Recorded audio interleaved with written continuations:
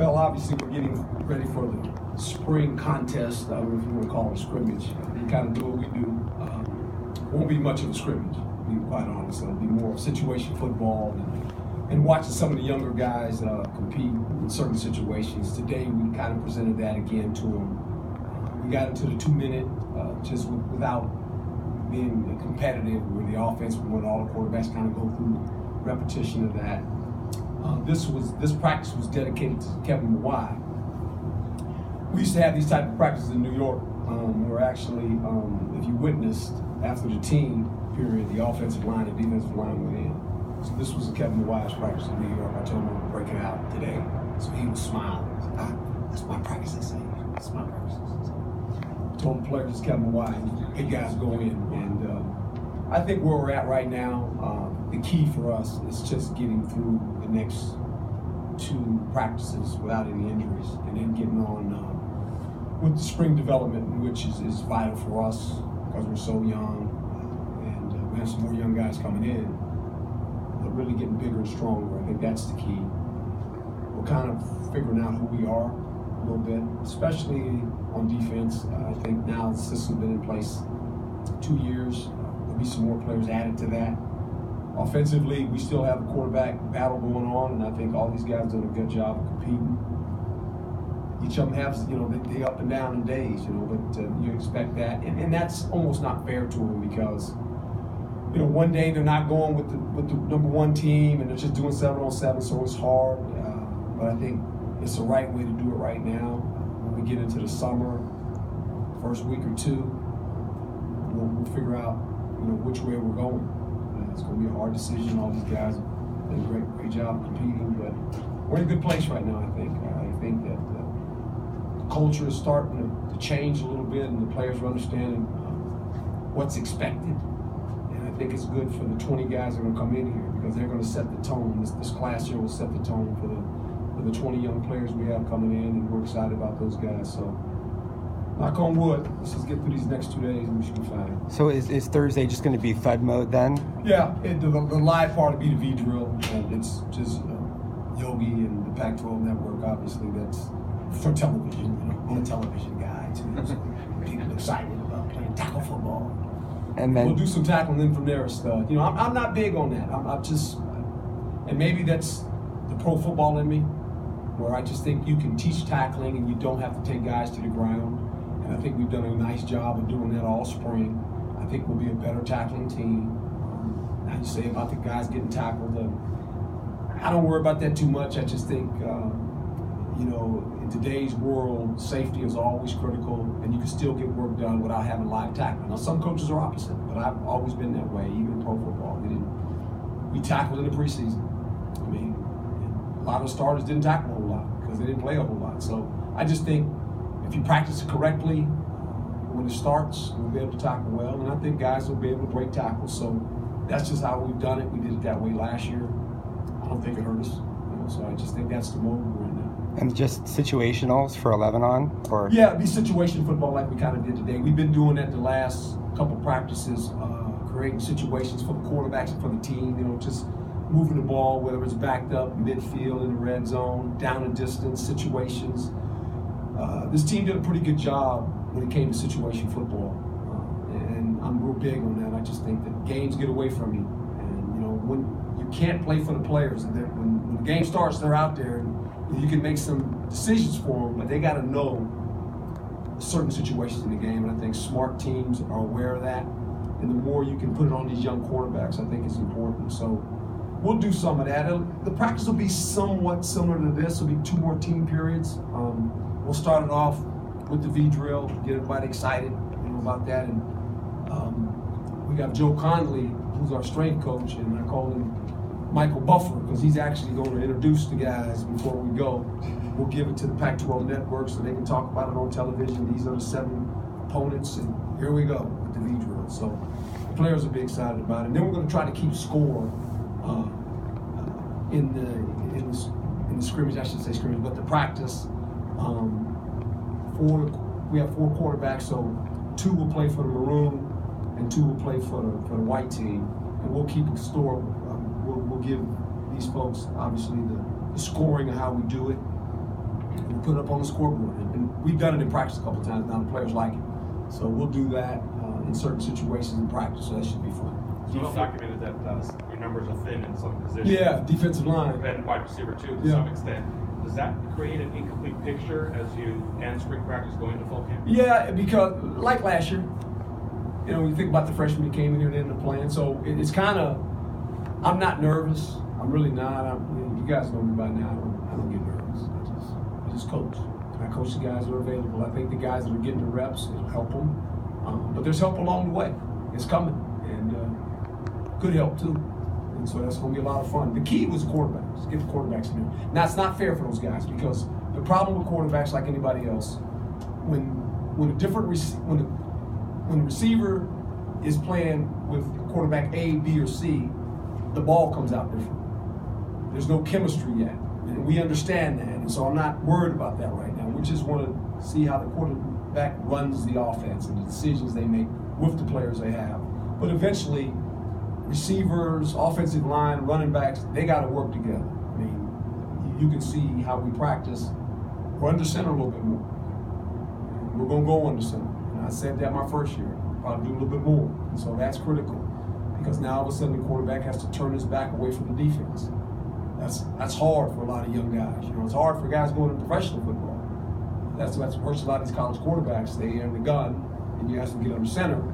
That's one part of it, but now all of a sudden you're under center and play action passes involved. They actually have to turn their back away from the defense. They can't see it. That's difficult, and that's why a lot of college people don't do it anymore. It's hard to teach, but I think we can teach it. I want to use it in a part of our system. We're not going to use it a lot. We use it enough, though, in certain situations that I think will help us. Do you feel the communication with, at least defensively, I mean, through the spring now that you said guys coming in, but they're using the system, that defensively they're all starting to communicate better? Yeah, they are, because a bunch of the guys have played together. We got Merlin and Butler in there. They kind of run it. Rashard's back there. Wiley's back, which he was going to be he was probably going to be a defensive captain last year until he got hurt. And so he's back. We got our corners back, and this is going to be interesting when these other guys show up because we're going to be very fast.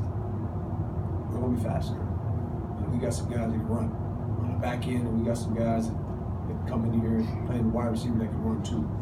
We got a big old tight end in here that he was in here last week. And tell you what, he looks like one of those guys that he can run. I know he can run. So we're going to be a lot faster, which I think we have to be if we're going to compete in this conference. Just big picture, did you guys accomplish everything you guys sort of set out to accomplish this spring? Is there anything more in the last few practices that you guys No, I think don't get hurt. I mean, your eyes don't lie. You know, always look to your eyes. That's what I do. I don't get caught up in all the rest of that stuff. Watch the tape, watch practice, and you kind of know who's who. Certain players have gotten better too. I mean, there's a lot of guys that didn't participate a whole much last year that are involved in it. The sad part for us is the defensive line, because we don't have a bunch of them. But we've gone through practice and we're okay. You know, I'm not panicking, but there's a young group of guys coming in here that are going to have to play. And we know that. They're not just coming in here to watch. They're going to have to play, and that's a tough position to play in college football as well as the offensive line, because of the strength and the mass of all of a sudden these young guys coming in here. They've played high school football. Now they're going to play against a senior in college. Well, there's a difference. There's a big time. It shows up in the offensive line and defensive line, especially at this level. Coming from high school, go to that level, it's hard. But we understand that. We're getting ready to play. For adding the 35-yard field out there, what's the biggest benefit of that? The agility for obviously the weight coaches for us to walk through. I mean, that's critical. So now we don't have to go across the street. We can, these players in today's world, because they live on this, everything is visual. You have to entertain them, and you got to entertain when you coach them too. Man. You can't sit in the classroom for 30 minutes. You just can't, because their mind doesn't work that way. So the more we can go from the classroom, walk them through before we can get to the field, I think that's a way of teaching. You hit somebody's phone, I'm sorry. And that's your phone? Yeah, it's okay, I'm sorry, baby. My wife might be calling. And I think this too, it gives you the ability to do some things on the off season that are vital, where we don't have to go across the street. We can't thank the folks enough for really the generosity of the folks that were involved in doing this for us, because it just cuts out a lot of time going across the street. And now coaches can actually go on the field. You can go right from the classroom and go on the field. That's part of teaching. And Coach Likens went out there today. Likens Field used to be in the parking lot. You know, the one in the parking lot where we made the cement, we were dodging the beer trucks and the delivery trucks and through walkthroughs. But we don't have to worry about that anymore. We actually got a field, it's fenced off. And so he was out there today for 45 minutes. And what's good for me, I can sit in my office and watch it. I just sit in my office and just watch what they're doing. I can sit right there. I got the script. I know what he's doing. I can sit there. I don't have to go outside per se. I can sit in there and watch it if I can't get out there. So it helps, no doubt. Is there anyone that surprised you this spring or has come out in the spring and looked like You know, I'm not big on that. I don't do that. You know, they're doing good, and I say that for a reason, because as soon as you say 2 or 3 guys, you know, somebody's mom calls me up. How about my son? I love your son too. I love them all. So I'm just you know, I don't get into that. We're doing good. They're working hard, and it's a good group. It really is, and it's much more relaxing for me this season because I think they understand the mode of operation around here. You know, last year every day is a new day. How's the coach going to react? Why did practice change this way? Now they kind of understand the flow of what we do, and it's kind of funny when you talk to like Cabral and those guys.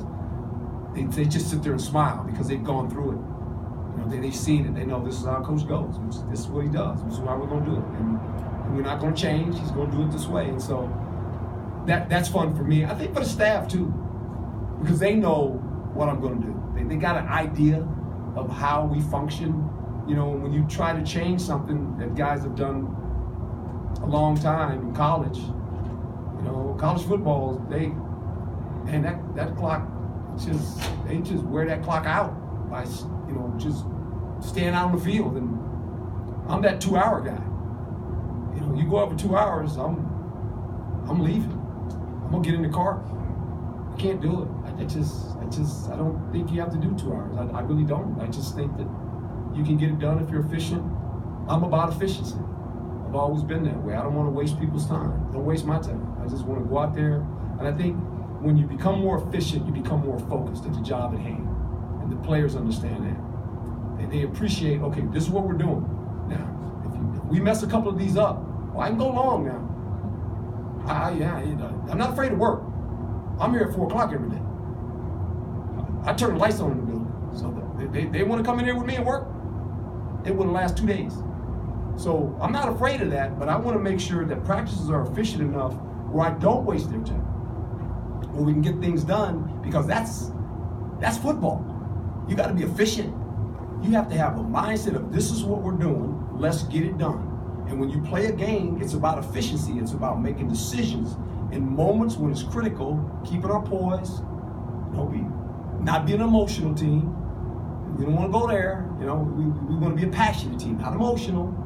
And I think the more we can be efficient and the more they understand, I'm always going to tax them in practice about what to do, how to do it. That carries over to the football field, and we don't panic. For the most part this year, these kids didn't panic a whole lot when we were behind, when we played in tight games.